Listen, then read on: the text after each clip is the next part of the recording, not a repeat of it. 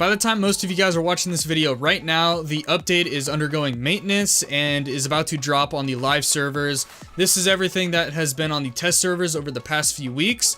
They are finally going live, so I'm going to be going over all of the information. Obviously, I'm not going to be going over all of it, but a vast majority of the major things that I should be going over. So let's get right into the video. First off, right here, we've got the weapons tuning. So shooting a weapon in aim mode now primarily uses recoil instead of cone of fire to penalize rapid fire. So they are ultimately removing bloom while ADSing, but if you're in a hip fire sort of motion, there still will be bloom, so you can actually see where your bullets are spraying and actually see exactly where they're going. I know a lot of people out there hated that. I myself didn't mind it at all. It was just something to adjust to, and now of course there's something else we need to adjust to once this update hits live. Next, we've got the bullet drop, which has been significantly increased for all weapons excluding the shotguns and the bows. That's a pretty good one. It felt like you were just shooting a laser across the map, so that's actually pretty cool. Hellfire 4.6 SMG tuning, increase the damage per bullet by 16%. This reduces the bullets to kill from 7 down to 6 without armor.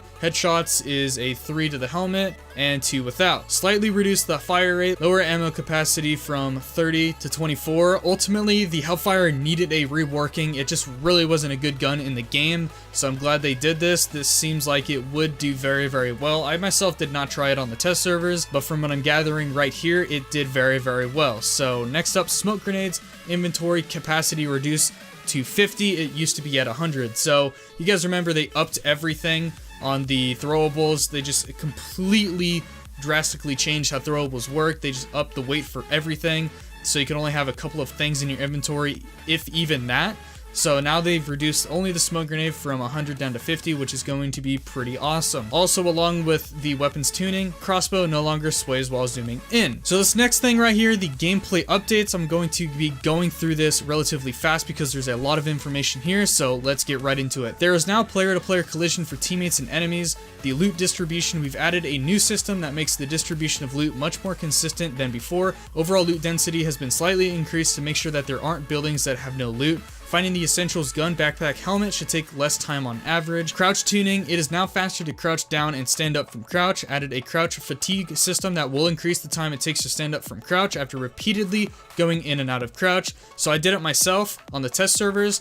You have to crouch 4 times before it puts you into that fatigue, and once you are in that fatigue, you will be in the crouch position while that occurs, so try not to actually get yourself into that situation, or in most cases, you probably will be stuck if you are in the middle of the open. Vehicle passengers can now scrap and craft items while the vehicle is moving. Vehicles no longer spawn with lootable fuel by default, but now spawn with fuel tanks. Lootable fuel can now spawn at gas stations and in airdrops. When using Team Spectate, you'll now see incoming and outgoing hit indicators. The camera will also shift to indicate that the person you're spectating has gone into first person. If you have a heal taken from a first aid and use another, the heal duration will reset to max duration. This should eliminate cases of wasting a first aid kit by using it while a heal is already in progress. Doors should now always open away from the players who are opening it, so that is very awesome. You can now zoom into the map using the mouse wheel. Players no longer spawn in with a belt pouch and instead gain the 100 inventory capacity it gave by default. Waist pack now provides 200 capacity, down from 300. The next result is that if you have a military backpack and a waist pack,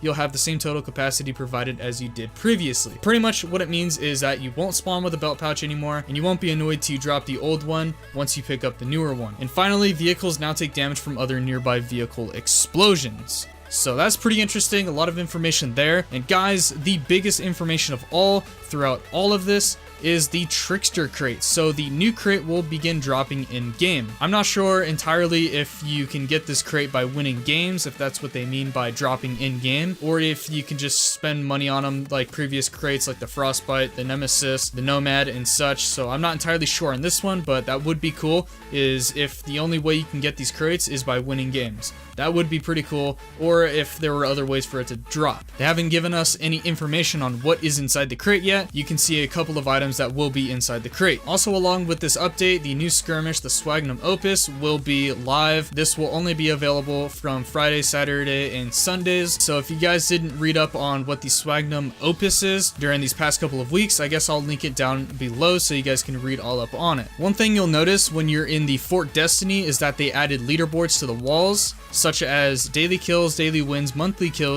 wins, long-term kills, long-term wins, weekly kills, and weekly wins. They've added all those leaderboards to the walls in the back corner of the map, just back there where you can jump on all the cages. That's where the leaderboard should show up. You guys shouldn't miss it. It's very, very big, and you guys just, honestly, you won't miss it unless you're blind. Also, along with that, they have some bug fixes and some known issues of which they are going to be dealing with probably very soon and releasing that in a patch later on in the week. That's all I got for today's video, guys. If you guys are hyped for the new update, let me know down below in the comments section, and I will be reading them. I always read the comments, so just leave a comment down there. And if you guys ended up enjoying the video, don't forget to drop a like on the video and also subscribe to the channel for more H1Z1 content coming soon. Thank you guys so much for watching, and I will see you guys in the next video.